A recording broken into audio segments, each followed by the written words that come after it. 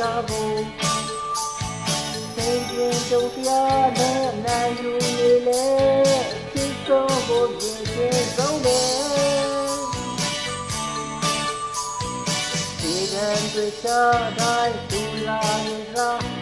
သင်ရောက်ချင်မနဲ့နှလုံးသားတွေကလွမ်းမိုးလာစမပြေတဲ့ဘဝကကျင်နာတွေကြ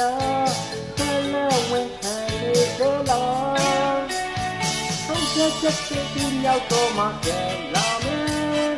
လက်ရှိဘဝကပြီးရောက်တော့မှပြန်ခဲ့မယ်နေချတဲ့ကိုယ့်ရဲ့ဘဝကို